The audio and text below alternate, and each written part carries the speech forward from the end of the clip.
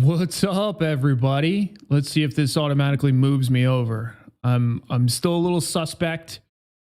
Turn my head quick. Looks like it's not moving. We'll see. We'll give it a second. We are not on the laptop, as you can tell. We are back in standard action. Today will probably be a slightly abridged session because your boy is in some kind of shape after going to that consult. It was really, really good. Cannot. Like, very positive experience. I'm just kind of fucked up right now. So we'll be all right. Grab the old chair. Let's see who we got coming to hang out. So we got Joey, Lizzie, Reese. We got the monkey's right paw. That's an important distinction, I believe. Then we got Mr. Off Putin. And then we also got Lauren here. It looks like you guys were talking about Manhattan. That's actually, well, Manhattan's not where my best friend lives, but he's in Long Island City, so more like Queens. But I spent a lot of time growing up in the Bronx, so this city is very fun. I could not imagine living there personally because it's just not, I love going there to visit, but to live there would be torture for me. But my buddy's lived there for like a decade and he loves it. So it's a really, really cool place. Sweet. So I thought we would talk about a couple things. Like I said, it'll probably be a little bit fast and furious. And that's one of the reasons why I'm doing this instead of the Thursday Patreon session, just with everybody to get all caught up. And then we'll be back on standard production schedule from here. So tomorrow will be options trading for beginners. Saturday will be GME. And then Sunday will be Outlier Pro, and we'll be back at it. All right. So what's going on? Well, the market's down a little bit. Let's spend a minute talking about at a high level what's happening with the market. And then I want to talk about a couple working with somebody in the mentoring program recently. And that was one of the things we were talking about, is having her focus on profit mechanisms. I talked to most of the people in the program about that simply because I think it's the right place for a lot of folks to direct their focus in the beginning. And one of the things that I want to work on with her specifically, and something that is good for everybody, is being able to locate opportunities for profit mechanisms. So we'll talk about how to approach that process. So a couple of things. The first thing I want to highlight to you is, if you recall, back in August, it was the 5th of August, the S&P 500 hit a term low, meaning kind of a cycle low here. And if you take a look at the low that it hit, it was what, 510? And it started at like 550, kind of like the Loch Ness Monster at tree 50, something like that. And if you take a look at the percentage of S&P 500 stocks above their 50-day moving average, it started cratering as that happened, right? No surprise, because the index itself is falling, and the percentage of stocks that are above their moving averages would then naturally follow. What I want to show you, though, is take a look at this. We are at almost the same lows that we saw when the S&P 500 dropped the 50 points, 40 points-ish. We're almost at the same level here, yet we have not dropped. So what does that tell you? For the discerning market practitioner, what does that tell you? And it's very specific and it's very informative, because understanding the undertone of the market and what I like to call the market themes is really important, because it informs the rest of our decisions.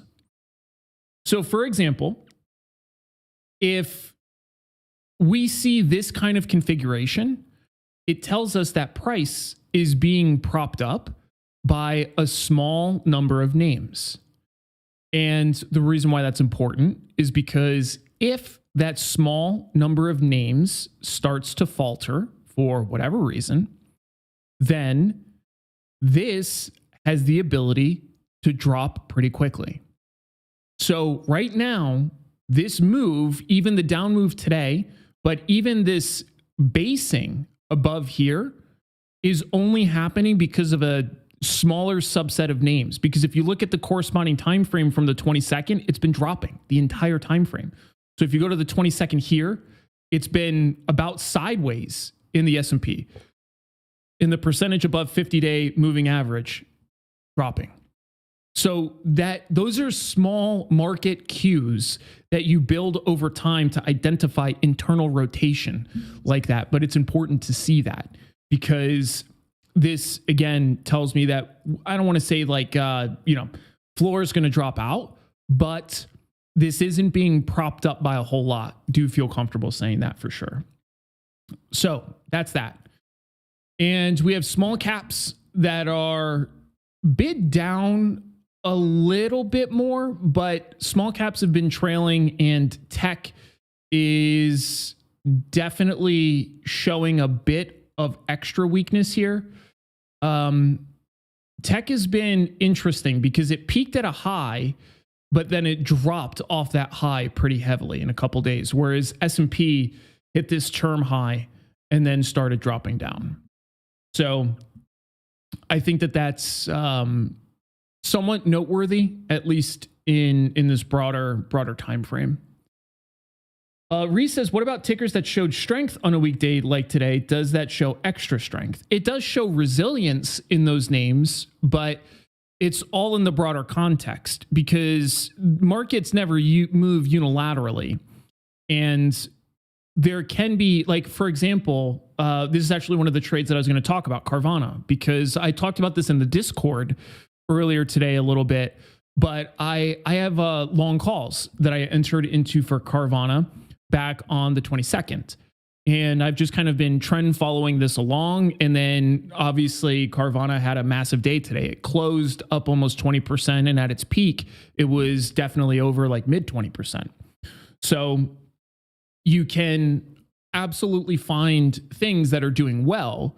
But does this, in this instance, mean that like Carvana is, showing massive strength over equities? Well, it could. It kind of depends on how the move synthesizes from here. A lot of this is just a big follow through from earnings. So the more pertinent time, in my opinion, to look for what we would call market leaders is after the market is down. So what will happen is as the market starts to rotate over, you'll see most names will follow suit. Some won't, but most will. And there will come a point in time where the market will start to bottom out. So that's where we see things like net highs lows become static, even as the market continues to decline, or the market stops declining and net highs lows continues. There's different ways to kind of perceive that information. As that starts to happen, then it's time to start looking for the next vanguard of market leaders, and they will be there. Those will be the names that start rallying before the rest of the market does. And those are the names that typically will start to show some pretty significant strength and kind of lead the market out of a decline. So it's a little early to tell, but that's the time that I really like looking for market leaders a bit more, because looking for market leaders when you're at highs is a completely different vibe. It's like a completely different thing. And completely is a little dramatic, but it's very different from a practitioner standpoint. So yeah, there's tons of stuff that did okay today though. So if we go over to visualize, so bookings did well, Verizon, Comcast, AT&T, T-Mobile, Disney, Warner Brothers, ConocoPhillips, like there's tons of stuff that still did well today. But you can absolutely see massive amounts being drawn down from IT and comm services. Vladimir says, I saw one of Carvana's car vending machines in Dallas. Weird concept. It's crazy, isn't it? It's very cool. They always, like, I've seen a bunch of them, especially here in Southern California, but like they're a spectacle. They're very, very cool. For those that aren't familiar with what they look like, I'll grab one for you really quick.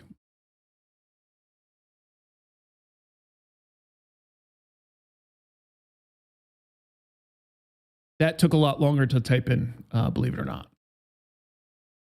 This is what they look like, though. It's like very, very cool. So these, and in a lot of them, depending on where you are, a lot of these, they'll actually have floors that rotate. So some of these look like the floors are static, other ones not so much. But I've seen ones where the cars actually spin, which is super cool. I like a lot of the idea behind this. And the idea behind a lot of it is to get rid of all the extra bullshit that comes with buying a car that's very annoying, because dealing with salespeople can be super, super annoying. Super, super annoying. I always find it to be beneficial, to be completely honest, because I have no problem going in and doing the haggling process, and I'm very methodical about it. But if you don't like doing that, or if you get suckered by them, then this does a really solid job of cutting that out, which is kind of cool. I like that for people. So yeah, those are really, really neat. Lauren says, ever since you talked about Rivian, I started seeing them all the time. That's actually a documented effect, by the way. Do you know what that is?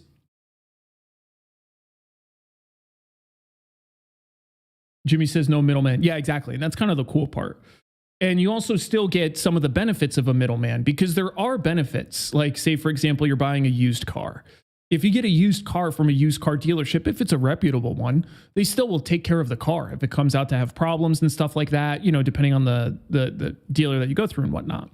So there can be benefits to a middleman, because you can have people that go buy a car that don't really know when they're, what they're looking for, and it's a private party deal, and there's no forgiveness. There's no oh, I'm going to take it back.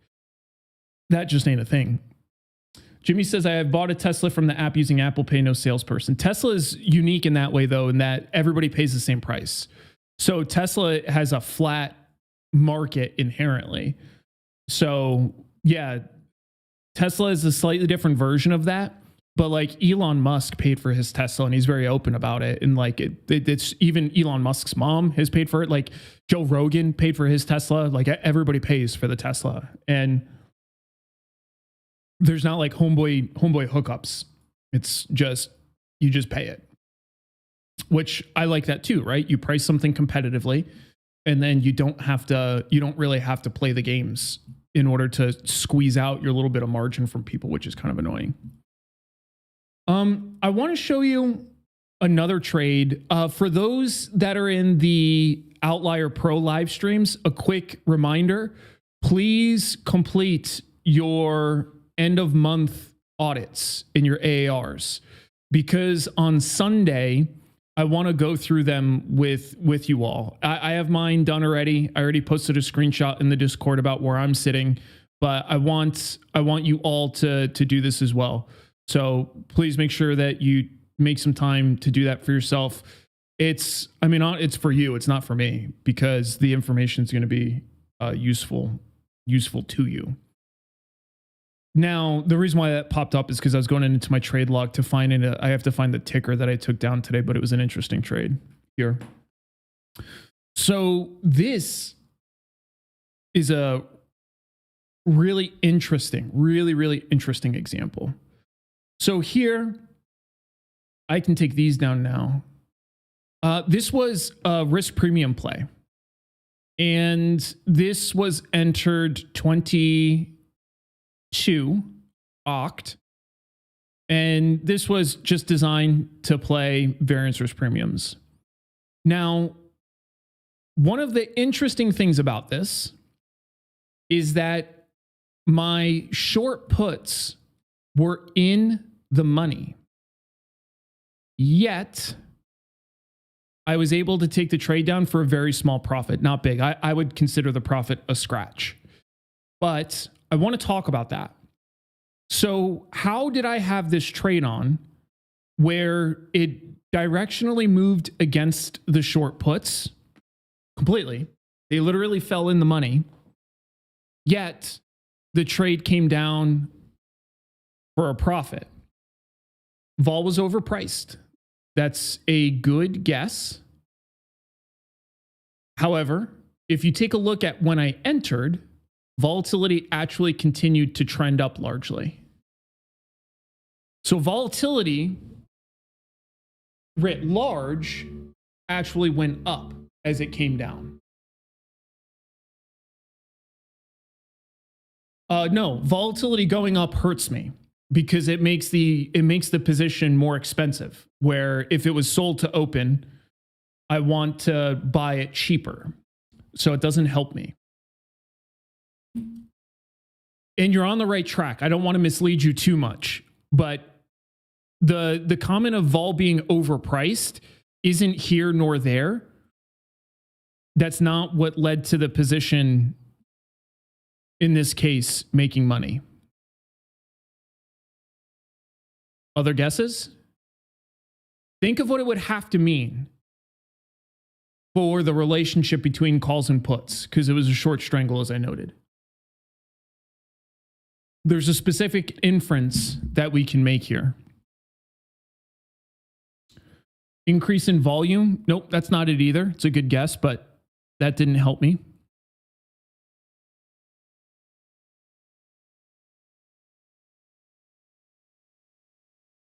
Any other guesses? It's not a trick question. It's a situation that you're not used to hearing about because it doesn't happen that much, but it does from time to time. There you go. Lizzie has it. So, Reese, your comment of theta is partially correct. That did help for sure. And then Lizzie's response is correct. So in the entry for this trade, the calls actually had more volatility than the put side. So this was an example where infrequently this will happen, but sometimes it does.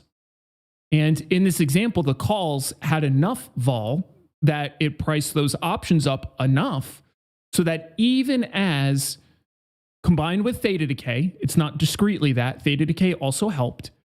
But as that happened, take a look at the way risk premiums moved on a really short-term time frame here. This is 2-day risk premiums. Risk premiums skyrocketed, contracted massively. So as these risk premiums come down, overall vol relative to HV is coming down, and it actually ended up still being a completely viable trade. So that's why I took this down in advance, even though it hadn't hit my risk control metrics, because why? The shorts were in the money. I was able to take the trade down for a small profit and take it and move. So that's an easy trade. And for this per contract, it was like a $4 gain. So I'm talking like flat, but I bring this trade up as always. I don't bring these trades up to highlight how every single trade is going to be a giant flex and, going to be making a bunch of money. A lot of trades are like that, where it made $4. So it essentially didn't even per contract, it didn't even cover commissions, but it's a really cool example of how options can work, because this is the inverse of what most of us are used to experiencing, where you're right but wrong. Here I was wrong but right. So I thought it was an interesting trade to take a look at. So now I want to talk about really quick Carvana. And I just want to talk about the way that this trade is going and then the game plan for it, because it's a really interesting one. So you can see again the entry that I took here, and the specific trade again, I posted it in the Discord, but it's like the 17 Jan 190s, I want to say. And I think I got them for just shy of like 30, something like that. I don't totally remember. It sounds about right. And this was just following the trend. And even here before earnings, it was showing a healthy profit from the move. Again, not a giant move, but enough that reasonably could have been taken down for a reasonable profit. Then my game plan was to hold it through earnings though. And now we are up and away, hopefully continues up and away. And we have to wait and see how it does tomorrow, but I didn't take the trade off today either. Now, I want to talk about the psychology behind that because it's a very unique kind of trade to make. And I think it's different than what most people would do. And it's not a function of like, I hate it when traders boil things down to like being greedy or whatever. Being greedy has such a bad connotation to it. And what I'm doing is chasing expected return. So what that means is the system that I run is designed to do a very specific process, specifically with this kind of strategy, which is a breakout play for me. And the winning trades, I have to be able to maximize them. So I could have taken the trade off today and it's showing a really strong profit.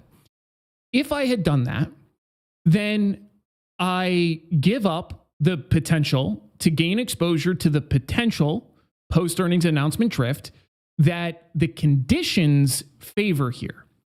Now, I have to emphasize this point because the conditions favor post-earnings announcement drift does not mean I get post-earnings announcement drift. It doesn't mean it's going to happen.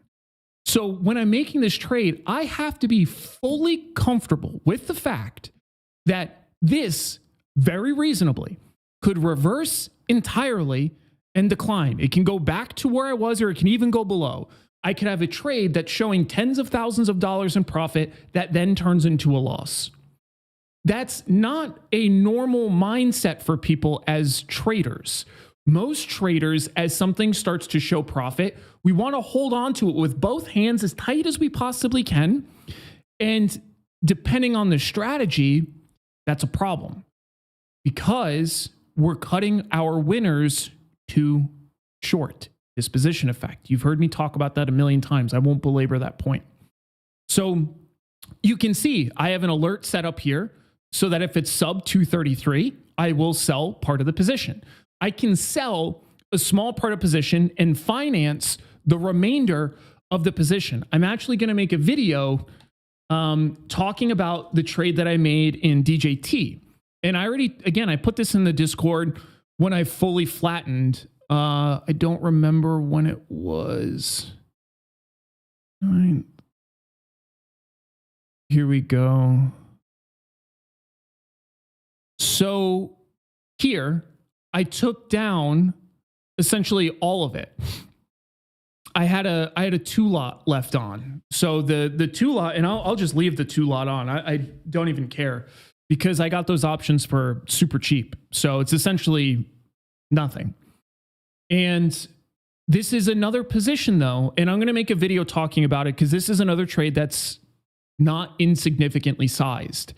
And it's an example of accepting a trade-off. The trade-off here is, I don't remember exactly when I got in, but let's just say I got in here or here. It doesn't matter. I want to prove a point. Let's use the worst case scenario. Let's say that I got in here on 22 oct. If I entered on 22 oct, got a rally here, I could have exited here, right? And it would have been very natural to exit here. What I ended up doing was exiting more of it here and here. I phased out on these days.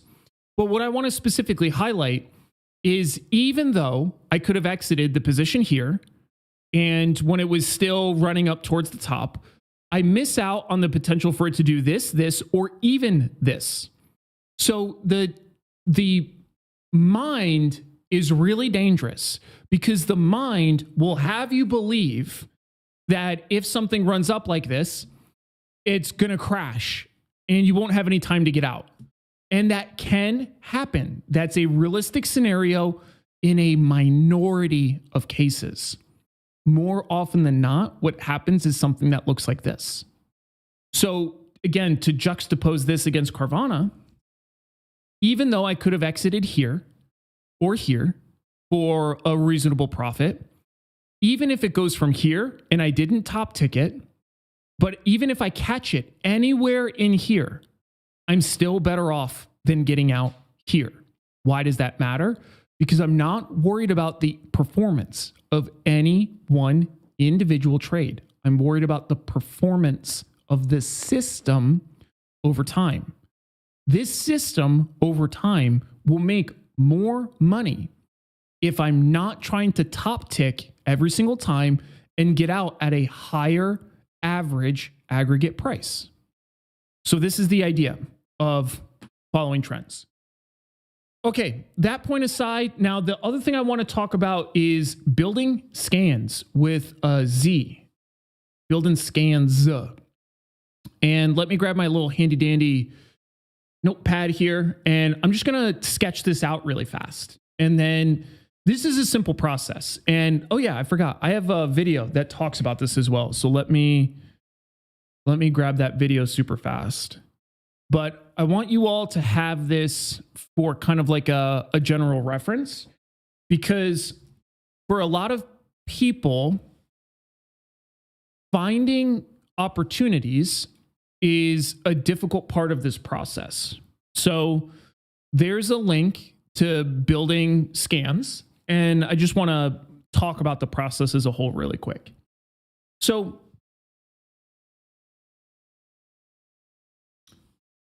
we need trades, right? And we need to find ways to locate opportunities. And you already know about the outlier trade process, the good old OTP. And there's 4 steps in the outlier trade process. And you're also familiar with the outlier strategy process, OSP. And realistically, OSP is more so where this applies. Because in OSP, we're going to look for profit mechanisms. We're going to look for profit mechanism types and profit mechanism signals. And then we're going to find structures, so on. So the reason why I outline this process like this is because there's a specific point in time where it makes sense for us to start codifying what a scan might look like. So if we're looking at this step right here, this is where we build scan criteria. So when we're scanning for stuff, it shouldn't be this haphazard, unique unicorn approach to every one single scan. There's no reason for that. Because if we go through this process, as I've explained to you many, many times, you do not need to have this super unique scan process for each time that you do this. And again, let's grab our handy dandy PowerPoint here. So as you go through, you have your profit mechanisms, your type and signals, which I realize this needs a space, structures. In here, when we're looking at the type and signals, we're literally codifying how the profit mechanism behaves, how to find the profit mechanism. So it's natural at this exact step to then take the time and see if we can find ways to find what we're looking for. And I've gone through these scans, especially again on like the pro live streams. We spend a lot of time scanning because that's what I do. It's how I find ideas. So the way that we have to approach it though is by, again, solving the problems that need to be solved and putting first things first. So in this case, first thing is defining the profit mechanism. You have to define this. Then you have to go through this process where you go through PMT and PMS. You go through PMS, not on a monthly cycle, unfortunately. You're going to have to go through PMS on a much more regular cadence. That might be, upsetting news for some of you, but that's just kind of the reality of this. You're going to have a little more PMS going on.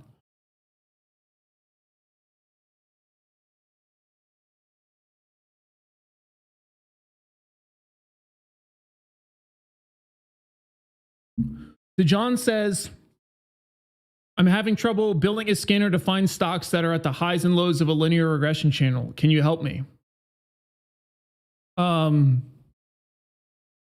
Yeah. I guess I don't know what's the issue.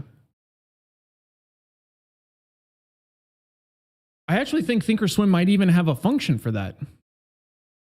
They might have like a standard deviation channel.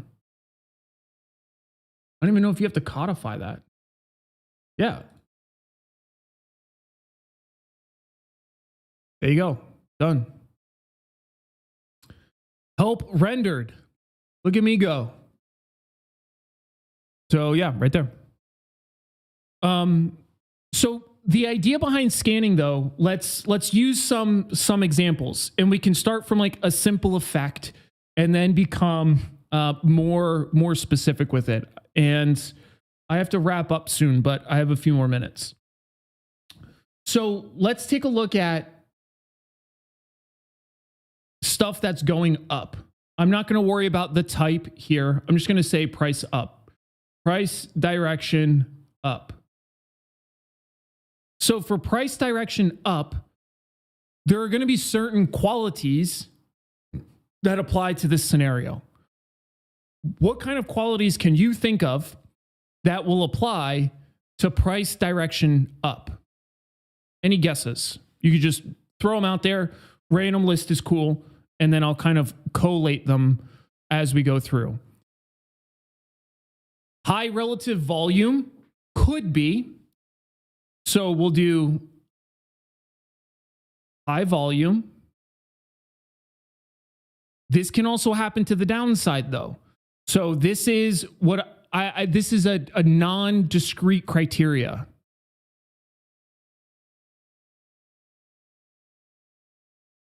Because if I run a scan for high volume, I can find things that are also going down. So there's nothing wrong with including that, to be clear, but it's important to bucket them appropriately.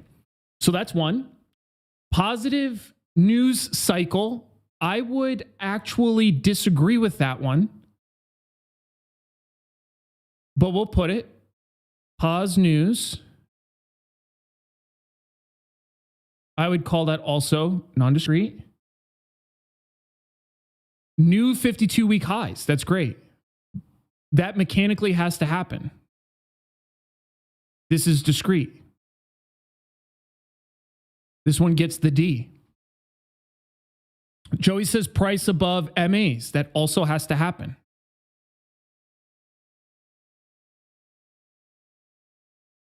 Depending on the MAs, this can be non-discrete or discrete. Off Putin says, am I wrong to assume that we could see higher than normal to higher than normal? I'm not sure. Oh, okay, thank you. Higher than normal profit taking tomorrow because of investors not wanting to hold over the final weekend before the election. No, I don't think so. I don't think it will be to that significant of a degree. Okay, let me rephrase that actually. I redact my statement because you said, could we? And could we is different than what I was answering. Could we? Yes. We could see that. Do I think that that's what will happen? I personally do not. Because most of the people will have likely positioned themselves how they want to be positioned coming into the election. That's what I think, at least based on the current probabilities. So could we? Yes, we absolutely could. Do I personally think that's likely to happen, or what's more likely to happen than not? I personally do not. There's a terrible, so I have like this cool little grip thing. I like to use it. And it started catching recently where it like clicks. And I don't like that. But I don't know how much tension this thing gives you. It's a tremendous amount. This is one of the hardest little grip tools that I use. But I don't know if you guys know this, but on the live streams, I use this all the time because I try to get in like 1,000 reps, 500 per arm per day. And it is a mother to get that done. Okay, so let's get back to the scans though. So we have stock above MAs. There's a couple other really easy ones that you guys haven't hit yet. We actually helped Dejan with some of this. What other stuff can you think of? You already know this is a thinking person's live stream. This ain't no spoon feeding going on. I was going to show you Thor, but he is just curled up, fucking dead in a little Thor ball right now. Oh, he said his name, so he picked his head up. Option liquidity, that's not it. Big green candle. You can have big green candles and stuff that's down. Jack is going into a question about taxes, which I'm not answering just yet. Okay. What about this? Scribble. No, I'm kidding.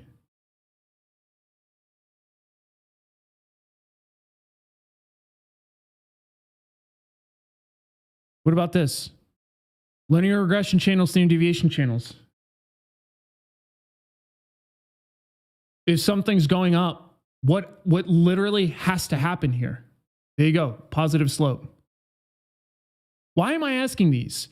It's because you have to think about ways to filter out the universe of stocks to give you what you want to see. And if you notice, a lot of the stuff that you guys are picking is actually shit that you can't scan for, right? So to scan for positive news, really difficult. You can scan absolutely for high volume, but if you scan for high volume, you might not get things that are going up. You can find high volume on stuff that's crashing. Today's actually a decent example of that. So the skill set that I'm trying to impart on you right now is that when you're thinking of scanning for stuff, you have to take on the mentality of what criteria can I put in to only get out what I want to see. That's what has to be done here. Now, I want to be clear. That doesn't mean that you can't scan for high volume. That doesn't mean that you can't scan for, somebody else said, big green candle, big G candle. You can look for those. You can layer those on top of it. But if you scan just for these two, you're going to come up with tons of shit that doesn't fit the criteria, and you now have a tremendously inefficient scan. So, how do we build a scan? We define profit mechanism. We define the type, which is the qualities. We define the signals, SIGs, as it were, that we use. And then in this stage here is when we build scan criteria.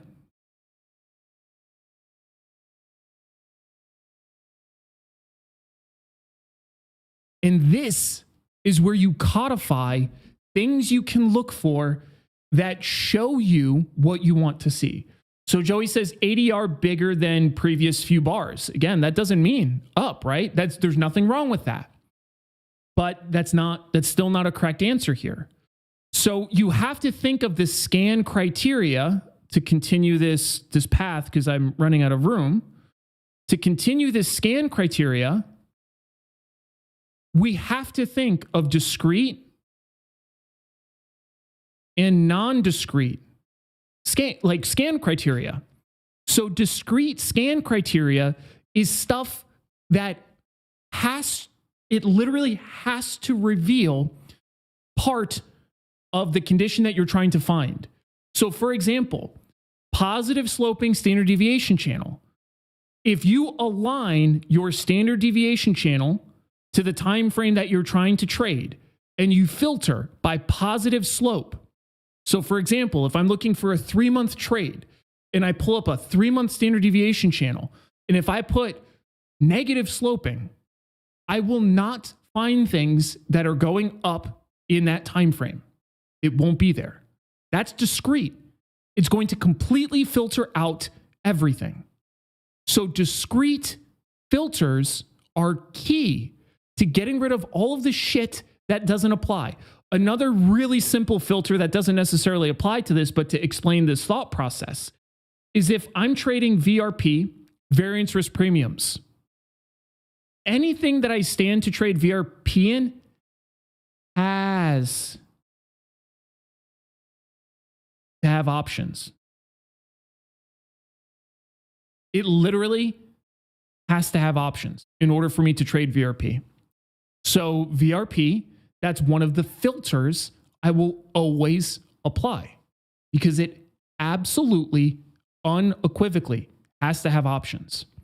So when you're building your scans for your defined profit mechanisms and your defined profit mechanism types, this is how you have to think about it. What are the discrete qualities that are going to yield what I'm trying to see? And what are the non-discrete qualities that help me get closer to my mark for this specific profit mechanism and type? So to Joey's point, higher ADR. I like higher ADR for breakout style plays. I want things that are moving a lot. But I can look for a higher ADR, and if I filter by just higher ADR, I'm going to see tons of shit that's going up, tons of shit that's going down. That doesn't necessarily fit what I'm looking for. So let me take a pause there and see if that makes sense. If you guys have any questions on this process of scanning for trades, this is exactly how you build a scan. This is it. And again, you'll notice that there's no magic in any of this as per usual. It simply comes down to taking a bigger problem set and chunking it down into smaller subcomponents so that we can make a bigger problem much, much easier for us to solve.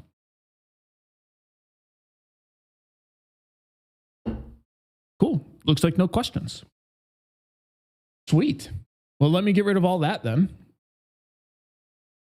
And I'm getting ready to wrap up, but I'm happy to hit a couple more things. If you guys want to touch on anything else, let me know. Joey says, I think the other part I struggle with is knowing if I'm too early or late. Explain to me here, Joey, for knowing if you're too early or too late. Can you explain? What does that mean more? Is that in terms of entry or exit?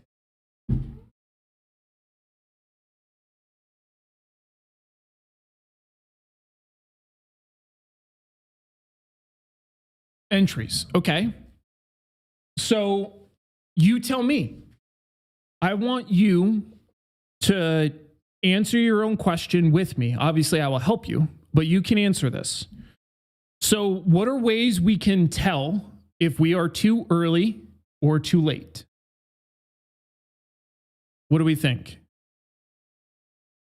Because again, this is another one of those instances where the answer, it's not difficult, but it requires your effort to identify this.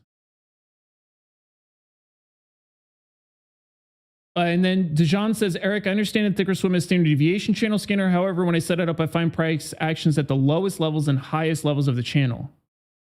Yeah, what I'm saying is you can combine other elements of this, right? So this is saying that this is greater than 2 times the standard deviation of whatever the, fitting linear regression time is. So this will look for either up or down, but then you can overlay other criteria on this, right? That will then naturally say, so again, I think I don't want to answer it for you because you can answer this. But for you, Dejan, think of what else you could add to this scan then that would naturally back you into this component here, which is exactly correct. This is just talking about size of the move relative to the linear regression line. It can be up or down. So one, you can absolutely codify it for yourself in ThinkScript. You can make your own. That's doable. But if you're not savvy with that, you can absolutely add another filter on that's built into Thinkorswim to this that would naturally eliminate that downside potential.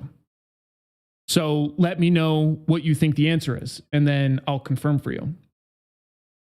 Joey says, we usually need to wait for the profit mechanism to be confirmed on some volume node or break above or below the SR. Well, that will depend obviously completely on the strategy, right? So I want you to zoom up a click from that. Joey says, but if the scan is to find a breakout play, it usually finds things that have already made a larger move and the entry is considered higher risk. Okay. So then continue that thought in this specific example. So then how can you find breakout plays?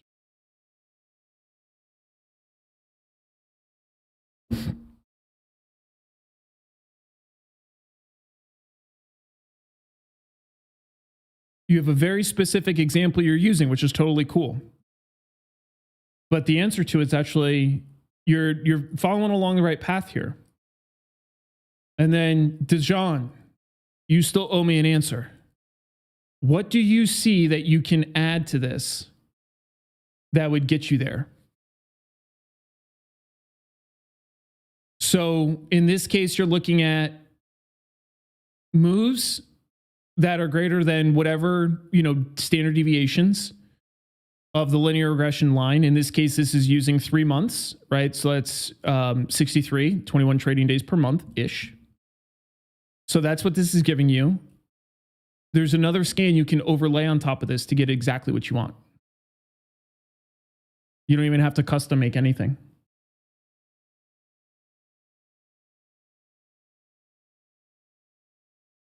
Joey says the example is a breakout when it has a long consolidation period and is approaching top or bottom of that range by some percent. There you go. So what you're highlighting, Joey, is that there are criteria that tend to preempt a breakout. So that it's the same exact thing. You have to find a way then to qualify this criteria. And you're in the Patreon. So I think I've already dumped in different ThinkScript scans for you about consolidation and consolidation pre and post breakout, if I'm not mistaken. But what you can look for in this instance is, for example, when I look at the move, let's not use Carvana, let's use APP.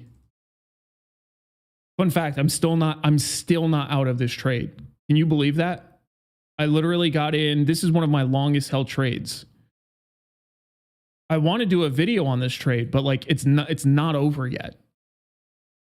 This trade has gone from, it's essentially doubled. And I have a non-insignificant options position on in here, especially now. It's a massive trade at this point relative. Anyways, all that aside, this comes all the way back to, again, studying the profit mechanism and type and signal. There's no cheat code. There's no fast forward. There's no easy way to get the information, but you have to take the time to get the information. So for me, when I'm scanning for stuff that I'm looking for breakouts, there's certain criteria that after looking at tens of thousands of these, I can see what tends to happen before we get a breakout. So you've hit one of the criteria right on the nose. We tend to see consolidation. The other thing I can see is within that consolidation, there's specific price behavior. We can quantify that price behavior. I can also see that there tends to be preceding price behavior that's followed by consolidation, that's followed by breakout, that then leads to some more consolidation, to breakout, to consolidation, to breakout, to consolidation, to breakout. So this is a literally predictable pattern that then can be scanned for. You have to qualify the specific profit mechanism, and then you can quantify the conditions you look for. So one of the conditions that I look for when I'm scanning for breakout plays is different consolidation periods, depending on how strict I want to be. At least 3 days would be the minimum. Typically like something 4+, even more than that is good. I like to see certain price behavior leading into the consolidation period, which we can quantify. And I like to see a specific range that's relative to the ADR. So then if I have a stock that has a 5% ADR, then I need to have a relative range that it makes sense for the stock to have moved in a consolidation period. And again, that can be quantified, but it takes time looking at them to understand what those numbers are. I can give them to you, but that's literally of no use to you. You have to look at this stuff yourself because that's what's going to prime the pattern recognition. Otherwise, it's just a game of guessing. And because again, for example, tasty trade methodologies are fine. A lot of them, if they're deployed well, would work. A lot of people who try to trade tasty trade methodologies fail because they don't fully trust them, because they haven't made them themselves, and then they end up bailing at bad times. Can't do that. That doesn't work well for these kinds of things. Dejan, where'd you go? You still owe me an answer. There's no way you would leave knowing that you owe me an answer. You would break my heart. IDK, yes, you do. Yes, you do know. So let's take a look together. If I go to a study filter, and if I look at something like price performance, and then if I look at something like either price change, or price change will work fine, or if I look at price direction, less perfect, but would work. So let's use this. Dejan, how can I do this? I want stuff that's at the top of 2 standard deviations of a 3-month linear regression. I do not want stuff that's near the -2 standard deviation. This is over a 3-month period. So what can I put in this price change that would get rid of anything that's near the bottom of this linear regression channel, well, standard deviation channel here?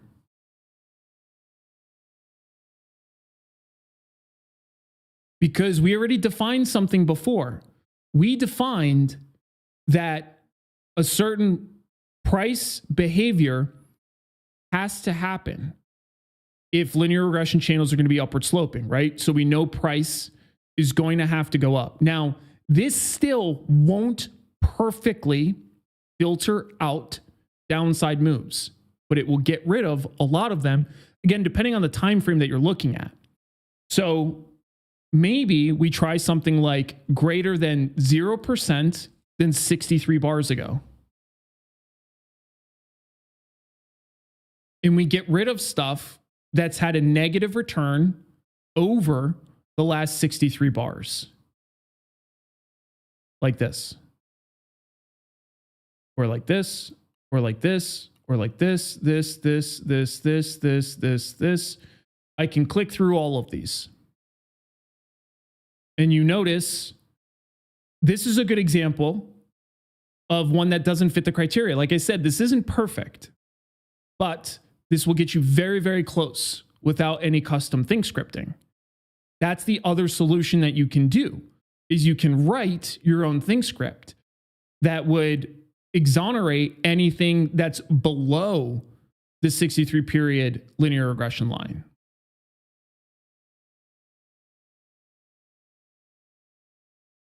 Dejan, can you smell what I'm cooking here? Does this make sense? I want to make sure you're good with this.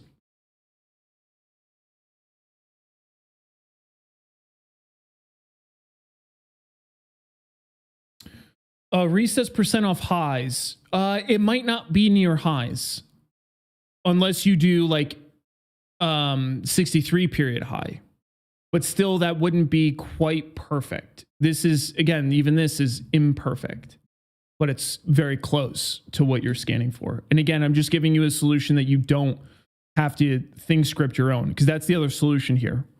And again, you can use ChatGPT or Perplexity or some other AI tool to help you build it at this point. You don't even have to do it yourself anymore, which is literally a fucking cheat code. Dejan says, yeah, I tried using ChatGPT to find highs and lows. It's not that accurate. Yeah, well, again, you can't take what ChatGPT gives you as gospel, right? It's not going to be perfect. You'll still have to iterate on it a little bit to dial it in exactly to what you want. It's not perfect. But if somebody doesn't have any think scripting background or, understand with the programming language, then it's a great starting point. But yeah, to your point, it's definitely not going to solve it for you. All right, gang. That wraps me up for tonight. If any of you guys need anything, hit me up. Be an outlier. I'll see you guys later.